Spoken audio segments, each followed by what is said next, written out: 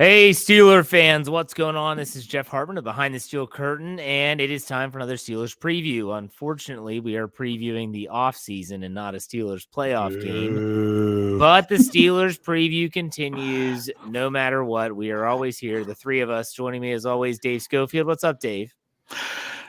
It's the offseason. I'm still going to watch all the football games this weekend just because I'll take in every football game I can get, but it's the offseason. Yeah. Bryan, welcome to the show. Picture this, gentlemen.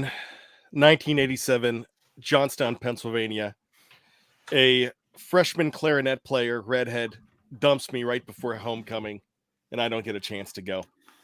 That's how I feel this week. Is that a true story? Yeah. Her name was Tina. She dumped you right before the dance? Yeah, it was about 2 weeks before the dance, yeah. Did you rally and find another date, or did you just not go? No, I did not rally. I could have. I was hoping for like the sympathy date. But when you're playing cymbals in the band, I guess you're not really getting that many offers that year. Got to have a fiddle in the band too. All right, let's get this show off started. We are going to dive into some free agent talk. And I want to get everyone's perspective, and those that are watching live on YouTube or Facebook Live, welcome. We're going to get your perspective as well on the future of Steelers free agents. We are going to dive headfirst right into this in the first half of the podcast. And what I want to do is I have the list. I'm not even going to bring up restricted free agents or exclusive rights free agents because ultimately the Steelers still have contractual control over those players at this time. If they want it. Exactly. Yeah. Which means they still have contractual control. Yeah. Well, I mean, just to clarify, exclusive rights free agents, those are for league minimum deals.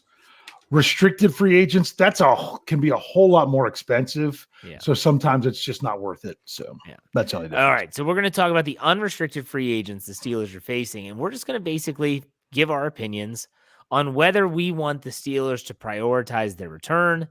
Do we think they will be back? Stuff like that. So we're going to play it by ear. So let's get this show off on the right foot. Unrestricted free agents.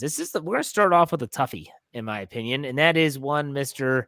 Larry Ogunjobi. Now, I hope he comes back because it took me a season to say his name, and now I already have it. But still, Dave, we'll start with you. When it comes to Larry O, predict the future of his tenure in Pittsburgh. Is it one and done, or is he going to be back? Since I'm predicting the future, I'm going to say one and done. I want to have him back. I just think if it gets to March 15th and he's not re-signed with the Pittsburgh Steelers, March 13th when the tampering period begins. Yes. I got to remember that one. Correct. That I think that he's going to get more money thrown at him than what the Steelers are going to really want to do. I would love for him to stay. I really would. But I just don't know that that's going to be the case unless he just really liked it here and thinks that it's going to be a part of something special and says, let's get it done. He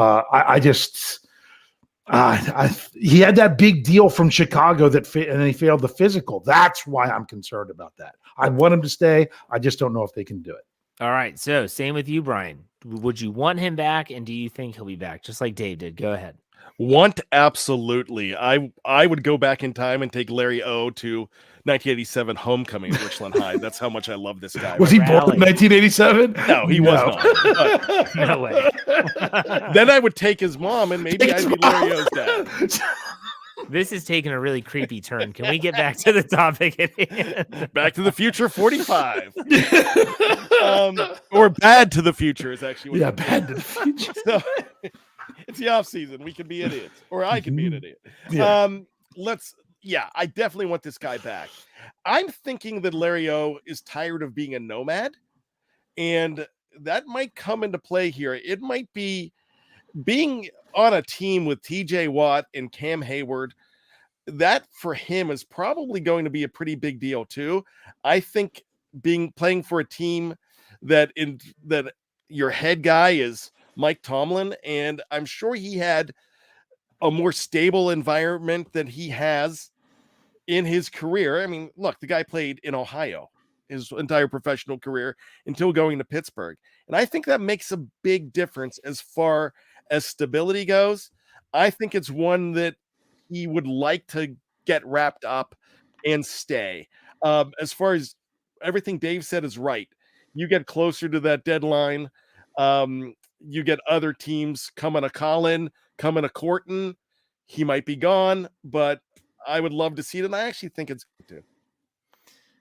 I think it would be great to have him back. I don't think he comes back. I don't think the Steelers can afford him. I know that someone in the live chat, George Rice, says give him 3 years, $9 million a year. That's pretty steep. That's a pretty steep con. Now I know that Omar Khan is he knows how to manipulate the salary cap. He knows how to structure contracts that are friendly for the team. He's been doing it for a long time. So I trust him in that regard.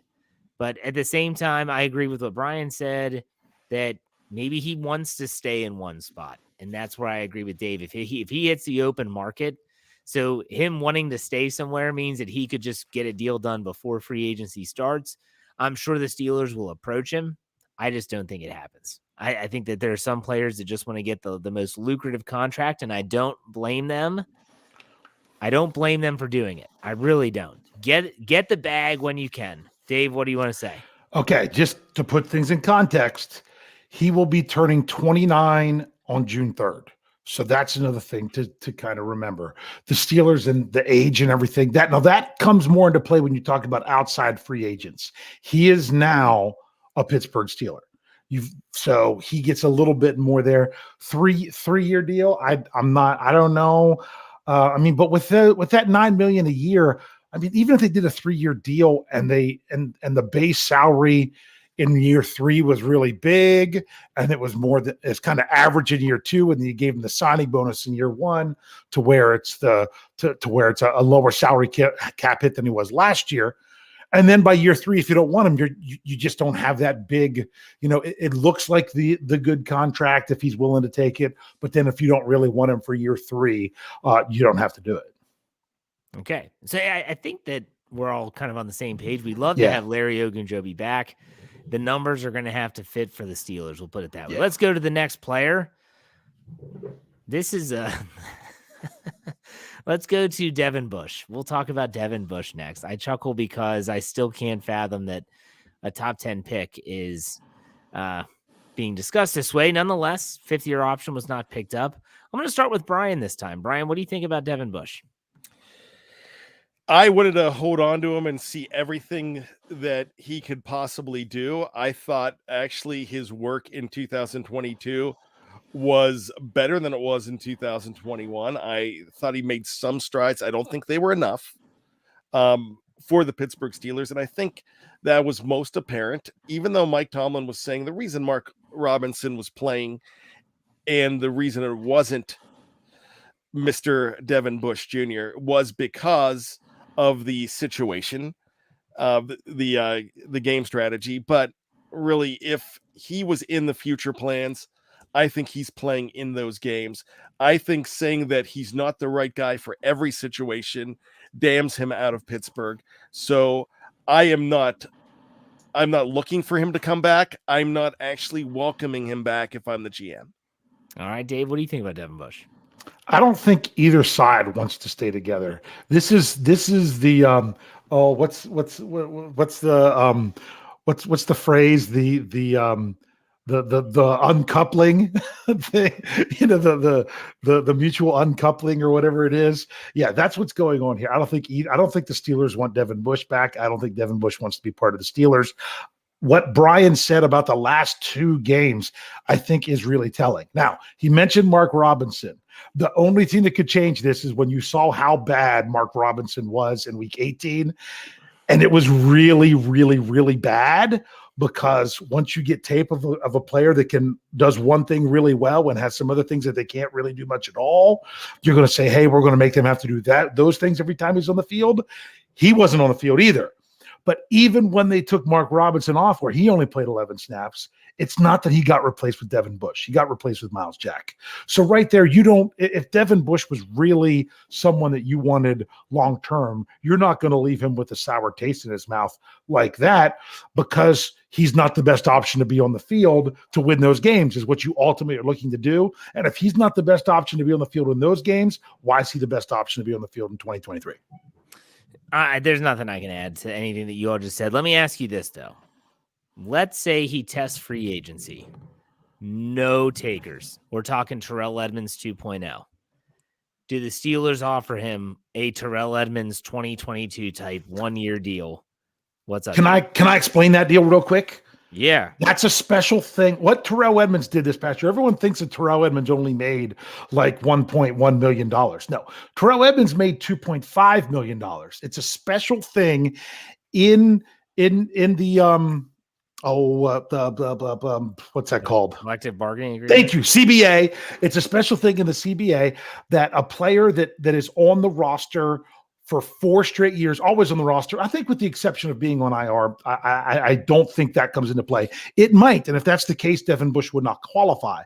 But if you're on a team's roster for 4 years, you can have up to 2 players sign a deal to where they make a specific amount of money, and a certain total doesn't count.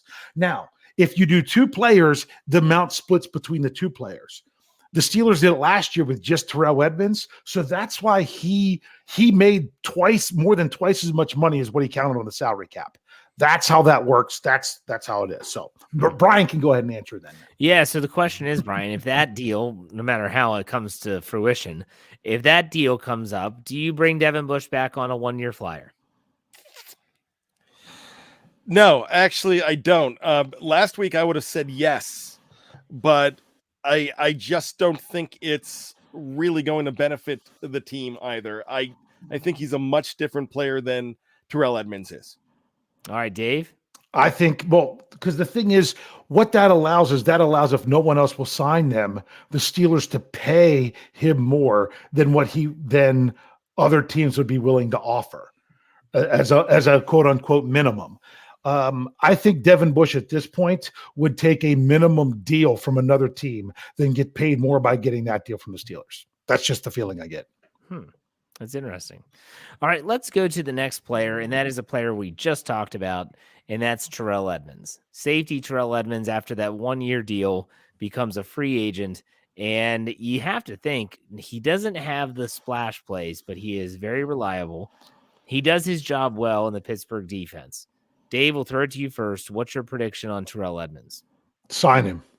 Okay. I think they sign him. I think Terrell Edmonds, unless Terrell Edmonds thinks that he did enough this past year that somebody else is going to give him the big bucks that they didn't last year, he's going to realize that the best place for him to be is Pittsburgh, and the best thing for Pittsburgh is for him to be here. It's not going to be like Devin Bush where it's a mutual breakup. This is going to be a mutual, hey, we're best for each other.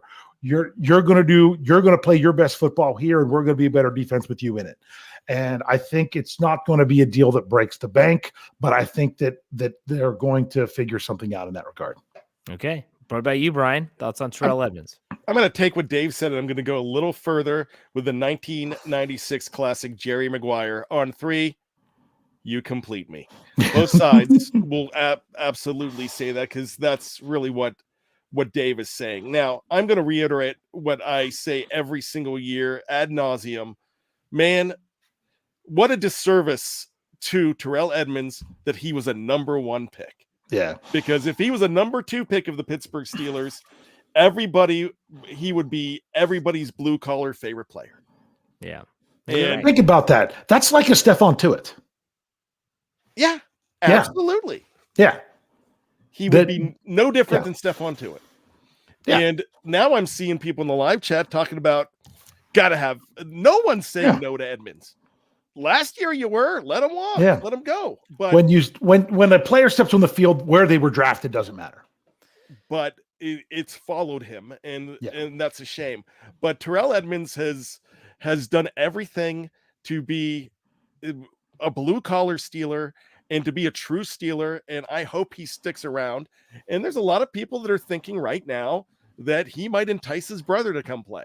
We're not talking about that right now, but hey, that's not completely out of the realm of possibility, because you think when they sit down at family dinners and when they're talking, they're talking on the phone all the time. The culture that's in Pittsburgh right now, even though Buffalo's not a bad Buffalo's a pretty good culture. Yeah. I'm not saying it's not. But Mike Tomlin and the way that Terrell Edmonds is getting the treatment, I think it's a pretty good treatment from the organization. I think that goes a long way, and that would win a coin toss. So I think that the Steelers are going to try really hard to bring Edmonds back. I think it has to fit financially and be the right number for them.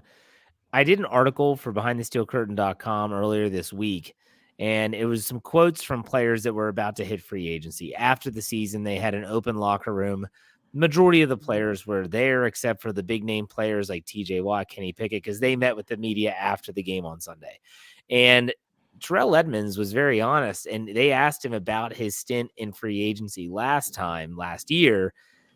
Talked about how it was kind of crazy, and it was kind of like it kind of, you think about the mental game of, wow, I was expecting something to happen and it didn't. He was expecting to get multiple offers and it just really didn't. So I'm going to go that Edmonds does return, and that it is on a deal that's maybe 3 years in length. Keep him and Minkah Fitzpatrick together for a while. But the next player I want to talk about definitely is worth discussion based on his play in minimal snaps this season. That's one Damontae Kazee. So we didn't get to see a lot of the 3 safety looks. We did see it in Kazee, who was on injured reserve to start the season with that broken arm. Dave, we'll start with you. What do you think about Kazee? Yeah, I'd like to keep him around. I mean, if he's willing to do a very similar deal with a bit of inflation from what he did this past year, meaning you've got another year of service, it should be bumped a little bit. To me, he sounds like a Miles Killebrew, an Arthur Millette.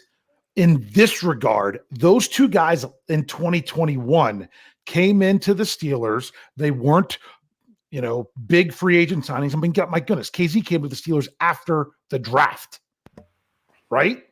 Yep. Okay.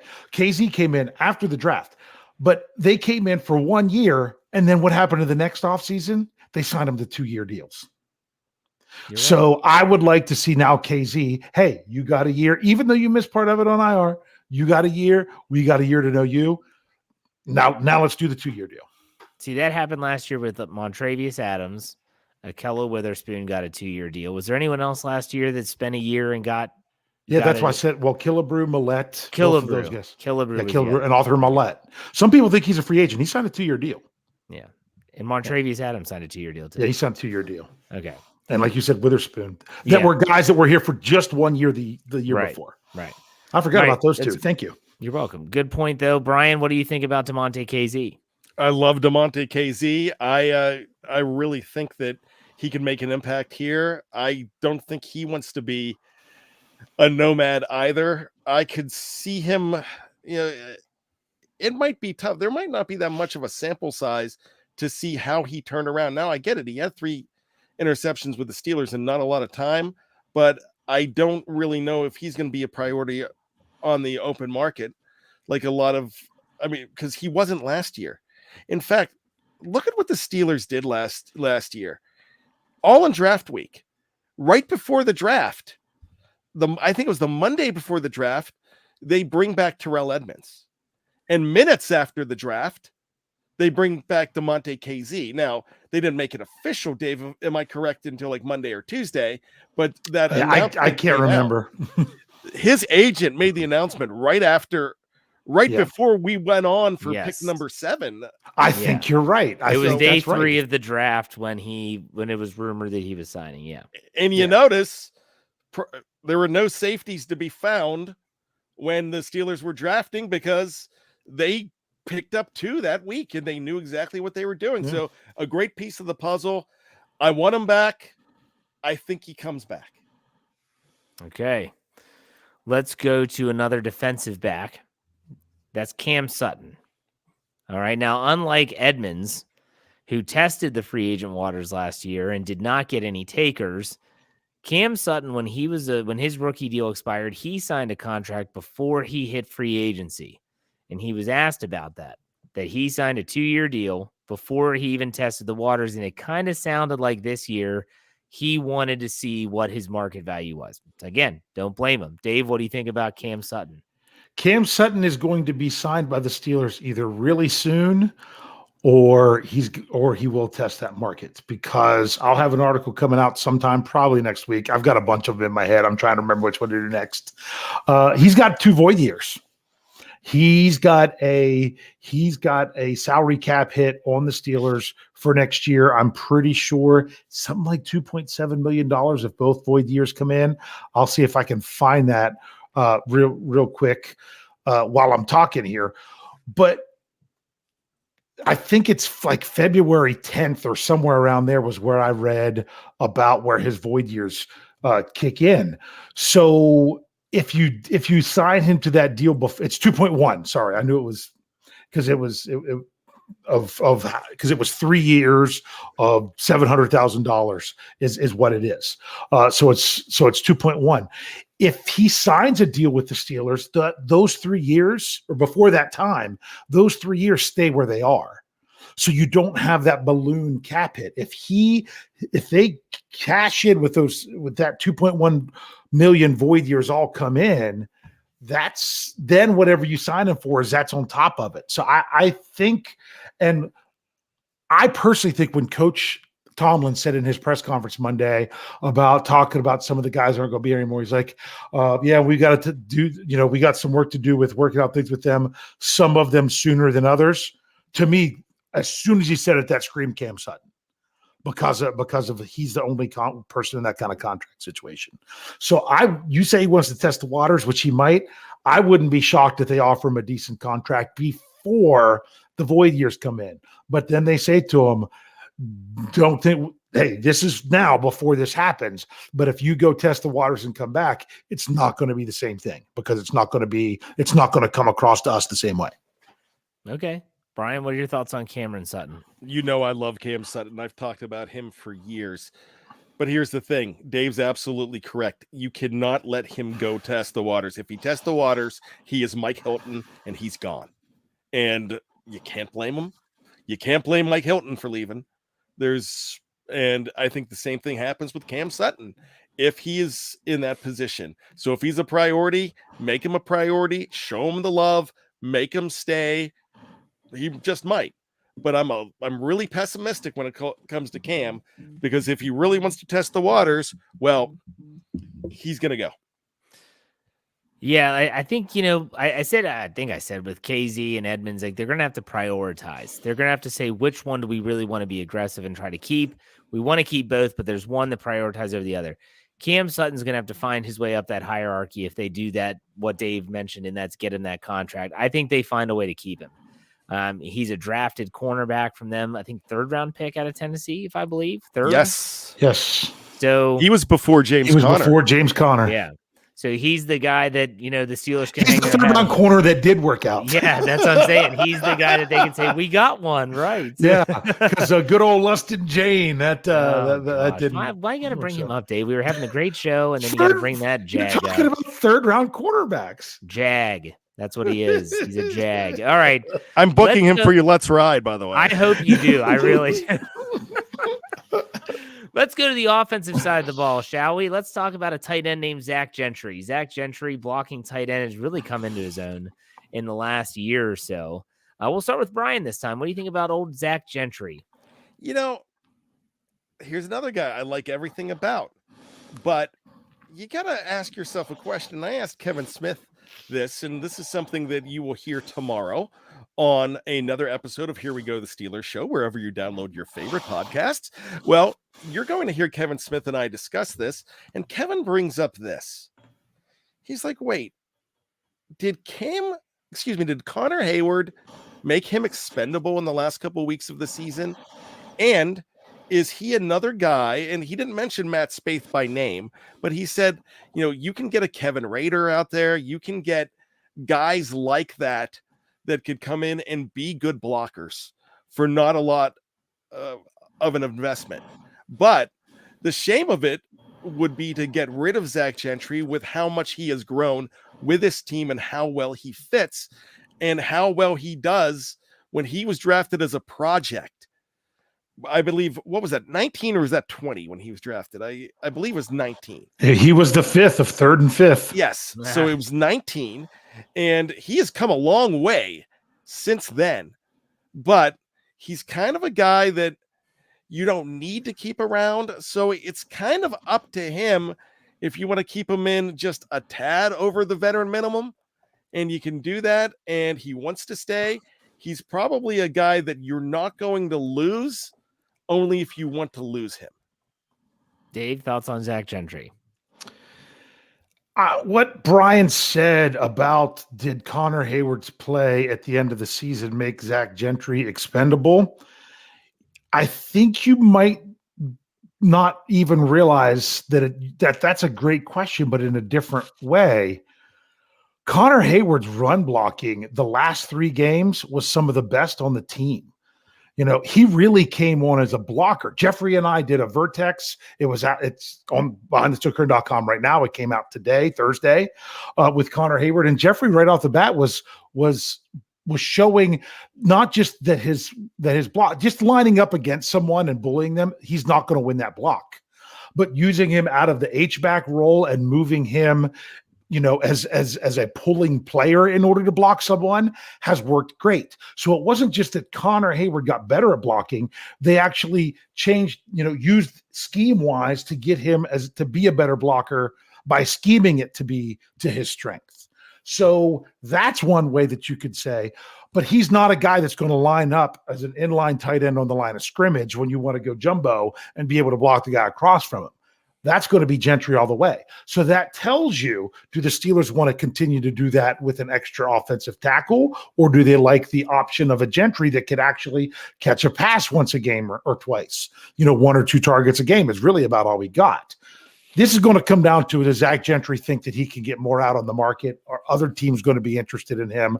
I think he's a guy that I could very well see him being, signed with the Steelers either just before or even after the draft. This is one of those where I always talk about this. When the Steelers, I always imagine that they're sitting in a meeting room, and in this case, Omar Khan has a little notepad. He takes out a pen and he writes a number down, and a couple numbers probably, rips out the page, slides it across the table, and says, "This is what we've got for you right now. Go test the open market and know that if you can't find anything, this is what we've got for you." And he can. I think they probably did that with Terrell Edmonds last year and said, hey, this is what we're thinking in terms of ballpark with years and millions and all that stuff. We'll see. I think Zach Gentry will be back if they can get a very team-friendly deal. You want 3 tight ends. You could have a really diverse group with Freiermuth. They're best friends, by the way. Let's not underscore that. I'm sure Freiermuth will be pulling hard to keep his buddy in Pittsburgh. And that could also have an impact. If Zach Gentry's like, hey, man, I've got 2 deals that are pretty similar, he might want to stay in Pittsburgh because he loves it there. So I think that'll be good. Let's go to another offensive player, which most people aren't talking about, but I think brings a lot of value to this team in a unique way, and that's Miles Boykin, wide receiver. Bryan, we'll start with you. He's going to be a free agent, special teams guy. What do you think? I thought he really could have been an all-pro as a special teamer this year. I thought that's how good he was for this team. And we've seen how well this team does with special teamers. I think he could be a Matthew Slater. I think he can be a Darius Hayward-Bay. Slater, all those years in New England, actually flirted with coming to the Steelers in the last couple of years. Having those guys on special teams, DHB for all those years, yeah, he was listed as a wide receiver. He filled in a few times. Boykin had the opportunity to catch some footballs here too, but everybody knows when guys like that are on the roster, that they're on the roster for one reason. Why was Benny Snell on the roster for the past couple of years? It's because what he does on special teams. And we found out with a guy like Benny Snell that he was not RB2 because that was Jaylen Warren. So you're not bringing him back as a wide receiver. You're bringing him as one of your captains on special teams. And I would think that he's a guy that they would probably look at bringing in again. Dave, what do you think about Boykin? Not for as much as he made this past season. What was that? Because his final year, because the Steelers, remember, they inherited it from the Ravens. It was 2.54 million. For him, think about what he made versus the other wide receivers. So now there is value with the special teams there, but I wouldn't even. I mean, I'd offer him, I'm going to throw it out there, but with the salary cap going up, I might be way off. Maybe even 2 years. 3.5 million around there as a special teams guy. That's the kind of deal I would do with Boykin. If he thinks he can get more out there as a special teamer, then we'll see it. But I'm not breaking the bank for him. I don't know that I'd give him the $5 million deal to for 2 years, meaning to stick around. But I think it'd be important to keep him. It's just you have to do it at the right price. Yeah, that's it. And it's all about a player's perception or their agent's perception of their value. But I think Boykin, they try to make a deal and bring him back. Let's do a couple more before we take a break. And we're not going to go through all of the free agents here, folks. There's a lot of free agents. So let's do a guy that everyone loves to complain about when they talk about contract. That would be one Derek Watt. I knew that was coming. Derek Watt. Everyone loves, he's so overpriced, blah, blah, blah. Dave did an entire Stat Geek podcast on Derek Watt's contract and his value as a special teams captain. But nonetheless, Dave, we'll start with you first. What do you think the future holds for DJ Watt?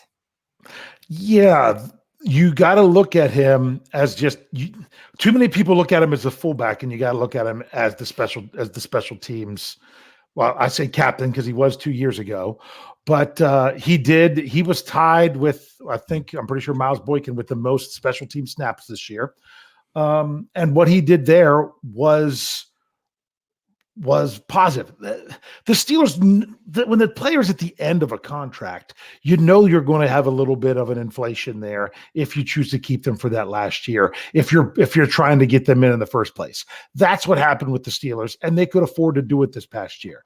You are not keeping Derek Watt anywhere close to the contract that he got 3 years ago, because he's not going to get that on the open market either. But once again, like Bryan says, he brings that value on special teams. And when you have guys on special teams that can also fill a role that you don't have otherwise, like, your third running back is really a special teams player, but he's also your third running back if you need him. Your fifth wide receiver, he's a special teams player, but he can also be that other wide receiver that fills in when you need him. You have a great special teams player. He can also be your fullback if you're only wanting 5 to 8 snaps a game. You don't want to have someone that's doing that role and nothing else. So that's what Derek Watt brings. But he's at the point where he is in his career, his salaries are going to be getting smaller, not larger, based on what he does. Do you think he comes back? Did I miss that part of it? I think I very well think that he would. Yeah, but it's not going to be even at the price that he was 3 years ago. Okay. All right. What about you, Bryan? That Derek Watt? I gotta think he's entrenched in Pittsburgh. I think he's here for the long haul. I think it has a lot to do with his brother too. I think he's smart. I have a feeling he's invested his money well and could probably he gets endorsements for being the third Watt. We've seen that. Gosh, he was the host of a TV show because he was the third Watt. And I think he's found a home in Pittsburgh as well. But one thing that Dave mentioned, and I thought the show that he did on Derek Watt was absolutely fantastic, and he kind of highlighted on this, but when it was 4th and 1 or 4th and inches, towards the end, everybody knew it was Derek Watt, and he was converting. And how many touchdowns did he end up having last year? Was it 2, Dave? I'm pretty sure it was. I think he had 1 receiving and 1 rushing. Chase Claypool, didn't he? Yeah, he got the one from Chase Claypool, and he had the one here in Week 18. Yeah. So I can't remember which one it was. I'm trying to find which game it was because it was very recent that he actually had a touch that wasn't for a first down. It was like the first one all season. But I mean, he had 9 carries with a touchdown, and 8 of those carries were first downs.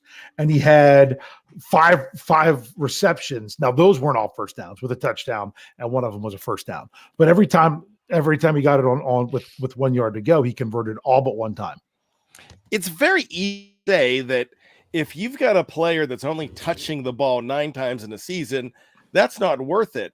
But when 8 of those 9 touches are for first downs, and they're keeping drives alive, and I would say a majority of those were, I don't think any of them were on first and second down. I'd be shocked if they were. Third or fourth, all of them. When it's third and fourth, and you've got that guy you could rely on, and he's such a stable presence, and he's a captain of your special teams, I think you do whatever you can at a discount price, and I think it's a team-friendly deal, and I think it's a happy deal all the way across the board. Now, just to clarify, he was not the special teams captain this year. Yeah. He was the year before. It was because he was it was Killebrew. Because remember, he was injured, missed the entire preseason. And I think that's why I think that's what came into there. Can I ask you guys a real quick question? It's kind of a trivia question here about Derek Watt. What's the most offensive snaps he played in a game all season? And 15. Which game was it? 15. Brian? I would say 12 in the Ravens game. Jeff, what game? Cleveland, week 18. All right. He maxed out in week 15 against the Carolina Panthers, where he played 9 offensive snaps. Jeez. Never hit double digits all season on offense. Interesting. Yep. I think they bring Derek, unless Derek says, I'm holding out for more money, they bring him back. Unless they use that role with Connor Hayward, who could do that kind of stuff. If TJ wants him in Pittsburgh, they're going to keep him in Pittsburgh. You got to keep Trent Jordan happy, if you know what I mean. Yeah. All right, let's go to our last free agent to discuss, and that is one Bobby Spillane. Robert Spillane is entering free agency for the first time. And a lot of people, like a lot of these players that we've mentioned, are kind of torn on him. Some love him, some accept the fact that he has limitations, and some can't stand him. Brian, we'll start with you. What do you think about old Robert Spillane? Harkens me back to LJ Fort, where they kind of made him and Steven Johnson go back and forth where who's going to be cut this week, who's going to be on the practice squad, who's going to come back. And then finally they're like, oh, we're done. And then after that, they're like, man, look what he's doing in Philadelphia. Look what he's doing in Baltimore. Maybe we should have signed Bobby Spillane. But, I really think with the linebacker situation that they're going to want to find a way to keep him, because right now it looks like Devin Bush Jr.'s on his way out of town. The live chat's cutting Miles Jack, which I think is absolutely ridiculous because he makes too much money, and you're not going to do that. But that situation there, you have no depth there, and you've got a blue collar guy that fits the mold that it's been working. So those of you that don't want to keep him, remember he's a piece of the puzzle, and he could be one of those guys that gets a hometown discount, and they try to figure things out. But remember, all these guys that you want to cut, you're not replacing them with undrafted free agents and rookies. You're not. You want to cut everybody that you don't think's a superstar, and that just doesn't work. All right, Dave, what do you think about Spillane? I think everything going on with Robert Spillane, I think a lot is going to come down to Miles Jack. I really do. I don't know that the Steelers will want to keep Miles Jack under his current contract. He is due $8 million this year with like $11.5 million cap number, something like that. Miles Jack played well for the Steelers before he got hurt. This was something they talked about last night on the Know Your Enemy podcast with that Nick Fairbrawl, who was their guest, brought up, that after he was hurt, he just wasn't quite the same guy. I think I think depending on what the Steelers decide with Miles Jack is going to also play into the Robert Spillane, because you can't go into next season with the only guy that was on the team the year before being Mark Robinson, because Marcus Allen, he's a free agent. I still don't understand how they cut him and brought him back later, and they still have that he still made the same amount of money that he would have, the 2.54, which made no sense. They should have signed him for less, unless they had to do it. And I don't know why they had to.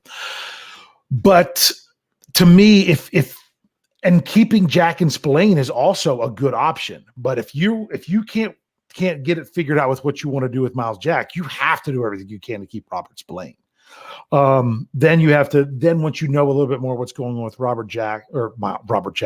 Miles Jack. Yeah. If only we had Robert Jack, that would be a pretty good linebacker. I have to admit, if you could put those two guys into one player, that would be pretty decent too. But I would not be shocked to see Spillane stick around. He's not the kind of player. Sometimes players don't sign back with the Steelers because they basically make it seem like they don't want them anymore. Kind of like the feeling you got with the Juju Smith-Schuster last year. I don't see that with Robert Spillane, but I also don't know that people are going to be knocking down his door to pay him buku dollars either. I think, again, I wrote the article, so I had to, we're privy to the transcripts. Spillane was a guy that sounded like he was interested in testing the waters. And I don't blame guys like him. He was undrafted, and he had to do the restricted free agency route. It was like Mike Hilton was, when eventually you want that new deal, you're trying to get that new deal, and then eventually you get that deal somewhere. You hope it's with the Steelers, maybe. It doesn't matter where. I think Robert Spillane tests the waters. I think they try to bring him back. We shall see. All right, we're going to take a quick break on the audio side. You're going to hear a word from our sponsors. Maybe you won't. I don't know. But still, those on YouTube or on Facebook Live, don't go anywhere. We'll be right back.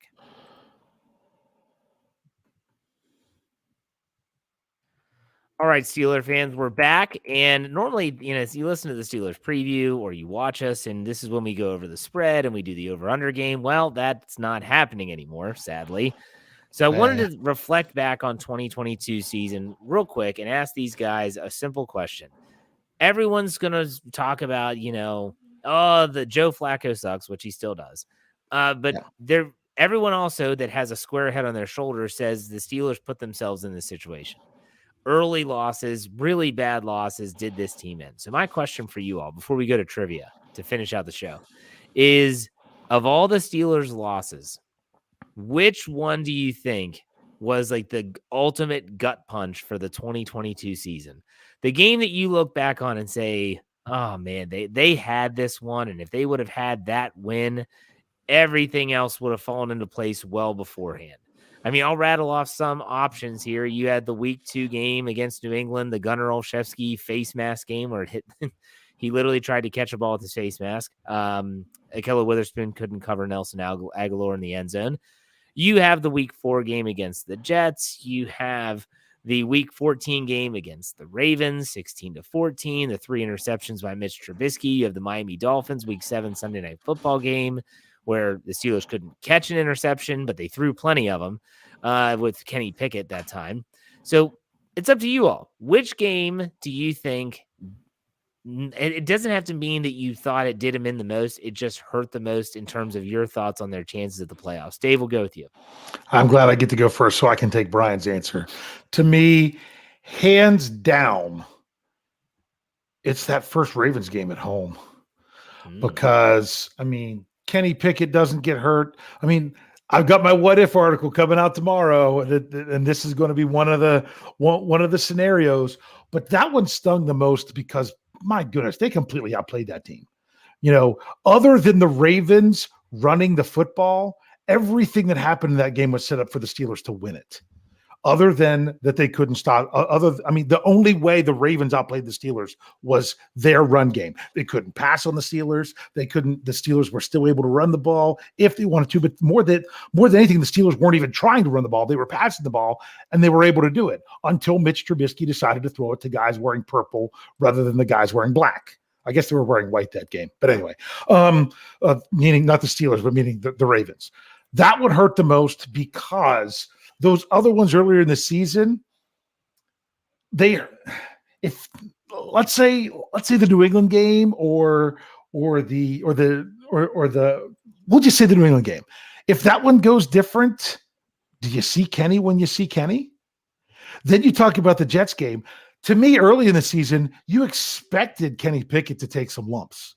When you got to that part later in the season where the Steelers were rolling and could keep rolling, if you would have just imagine if they didn't have that Ravens loss in there, they would have won their last 7 games.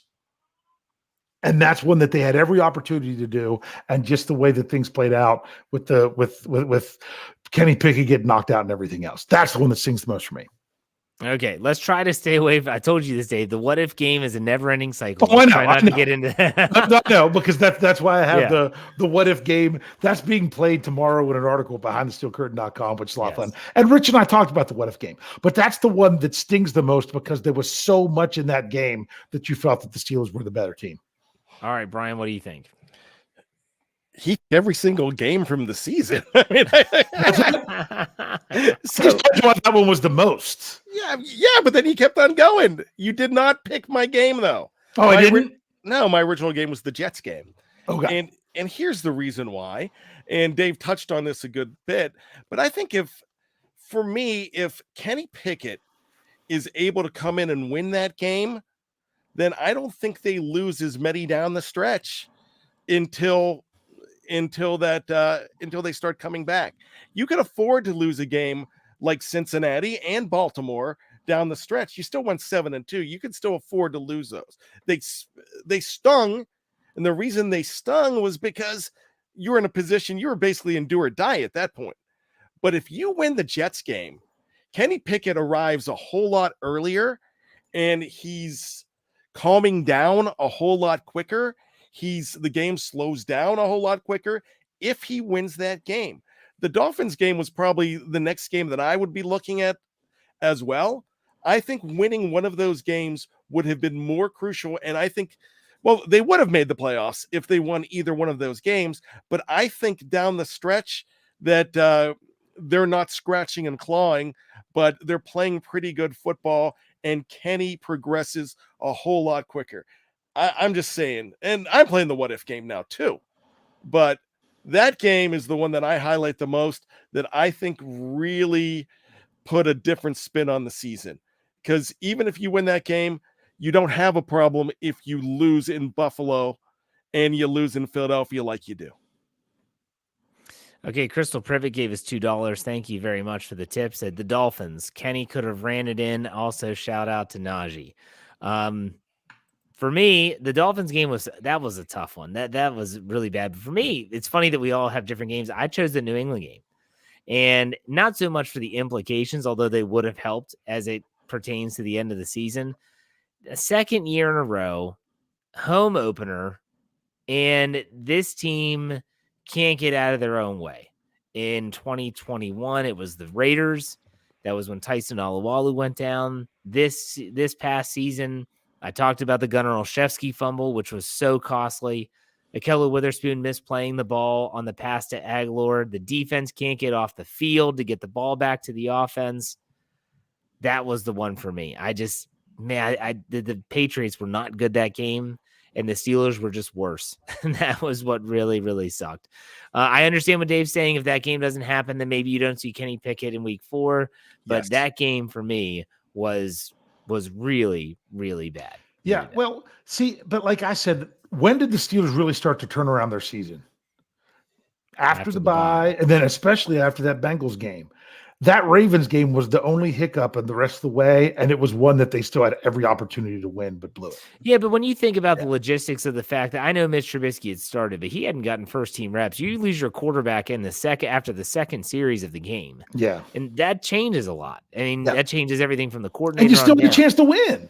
Yeah, that's what's crazy. For sure. Absolutely. Yeah. All right. Let's do some trivia to finish it up. Brian, do you have any tonight? Yeah, I do. I have a really interesting one that you guys are going to yell at me for, but I can't help it. So this is the 40th anniversary. Not today, but 3 days ago would have been the 40th anniversary of the start of the very first NFL Super Bowl tournament. Why was there a tournament? Why did the NFL have 57% of a 28-team league in the playoffs? They only played 9 games in 1982 due to the first NFL strike. And the Steelers started out 2-0 that year. They ended up 6-3. And they had the 4th seed, which meant that they would host Dan Fouts and the San Diego Chargers in that game. This was Terry Bradshaw's final start at Three Rivers Stadium in a Pittsburgh Steelers uniform. Well, in an NFL uniform. His final home start for the great Terry Bradshaw. They ended up losing that game 31-28. If there were different roles back then, like the spike roll, like instant replay, I think the Steelers win that game because I just watched it this week for most memorable moments in the BTSC DeLorean. Who was the man that scored the very first touchdown for the Pittsburgh Steelers on the opening kickoff of the game? The opening kickoff was a defensive touchdown. It was a touchdown of a fumble recovery in the end zone. If you or anybody in the live chat could come up with the name of this man without looking it up, you will have my all-time admiration, and I will put you up there as one of the great Steeler trivia savants of all time. Because it was a fumble recovery in the end, that was in their, you said in their playoff game?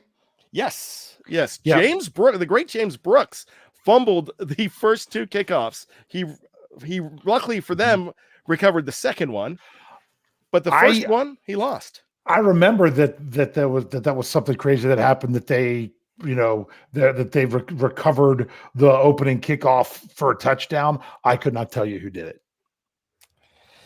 Even if I told you he wore the number 36, you would never guess the name. Jeff, you ready? Yep. Guy Ruff.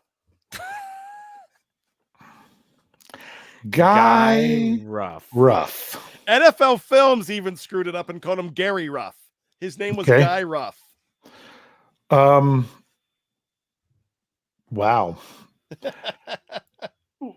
All right. There you go. You're not getting that 2 minutes back. Hold on. Guy Maroney Ruff. His name is Maroney? His middle name is Maroney. Played 1 season with the Pittsburgh Steelers.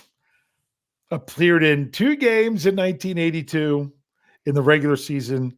1 in the postseason where he had a fumble recovery. They don't have him credited with a touchdown here, though. But I'm going to here. What if I click on that? No, they don't have that game where I could look at it. But yeah, played 3 NFL games. It looks like number 36 and number 1 in your hearts on that day in 1983. That's pretty impressive. Guy Ruff. There you go. Yeah. All right, Dave. What's your you know what I want to say? I want to go all Sean Connery on like your mother liked at Trebek. Oh yes, Guy Ruff. Not just Ruff, Guy Ruff. Yeah, but it's RUFF, right? Yes. That's the way I looked it up here. All right, you ready for me now? You say, okay. The Pittsburgh Steelers were victorious in Week 18 of the regular season. What is the Pittsburgh Steelers regular season record in Week 18?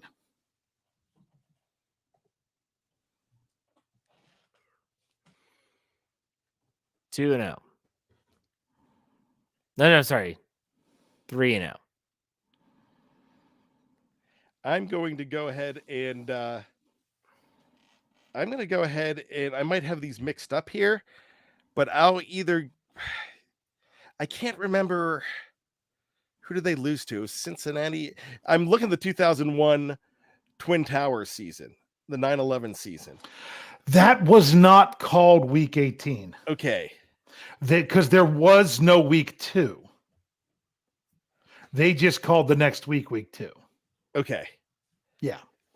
That's good thinking. That's why I'm letting you know there. So this has got to be a trick then. Well, they never played 18. Week 18, that doesn't include, this is regular season, so Jeff's got to wait. No.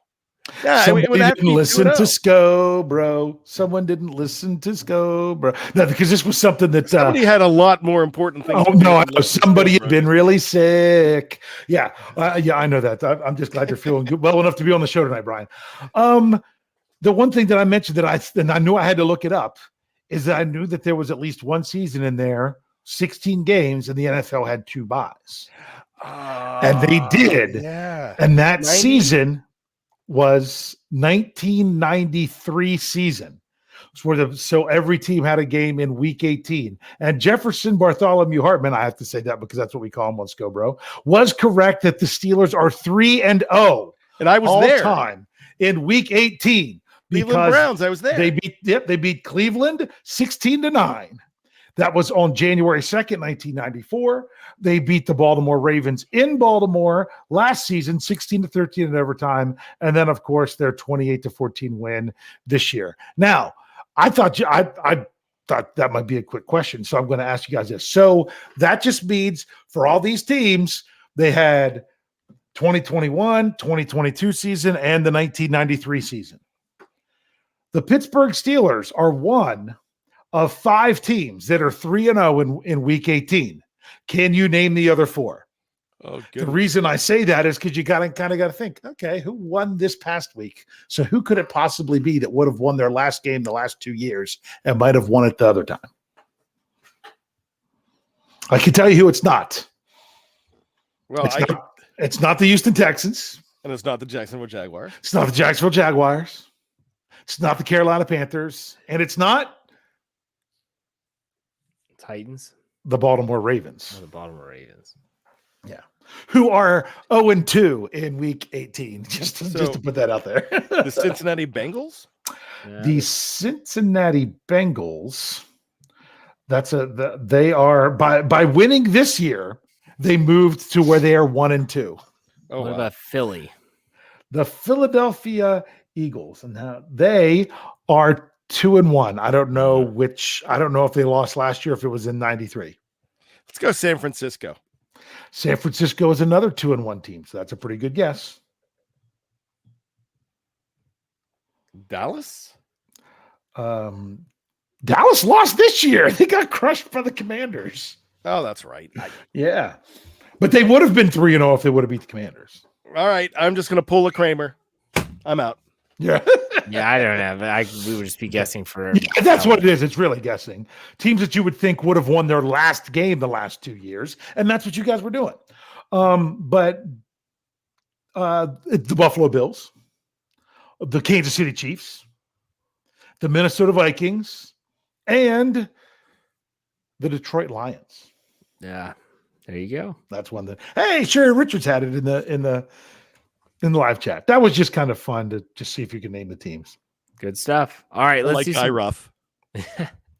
Guy Ruff. Let's do some final thoughts. Brian, go ahead. Final thoughts. Season has ended. It's starting again, and we are here. There you go. Dave Schofield, final thoughts. Final thoughts. I know Steelers fans, it could be frustrating because there's a lesson to be learned about the Steelers not making the playoffs. Because you can say right now there are at least 2, if not as many as 4 teams that the Pittsburgh Steelers currently right now you would say, power ranking wise are better than these teams. Especially when you look at how they finished the season. I don't know that they're better than the Chargers. The Chargers I think have been doing all right.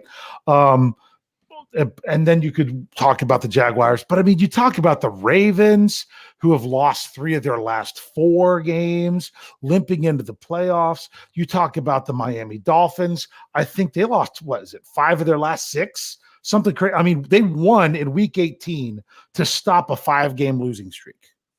So it's kind of frustrating that you're like, man, oh man, these teams that aren't playing well, aren't doing well, they're going on that they're probably going to get embarrassed in the postseason. They're going to pull what the Steelers did in 2020. And while the Steelers, who are on the rise, are sitting at home. But it just goes to show that's why the entire season counts. The Steelers did a great job of coming on strong after the bye, but the entire season counts. You can't simply erase the 2-6 start. So this should be a great lesson for the Steelers going into next year. But man, oh man, I would much rather finish 7-2 after starting 2-6 than have it be the other way around. So young team on the rise. I'm excited to just continue to spend time with you guys this offseason as we look forward to next year. And I am so appreciative of everyone that's in our live chat, our great listeners that are even out there, on the audio side, that we can sit and do this, and you guys make that possible. So let's keep rolling through the offseason. There you go. Very good. We'll be back next week for another episode of the Steelers Preview. Dave, why don't you send us out like you always do? Hey. See you next week.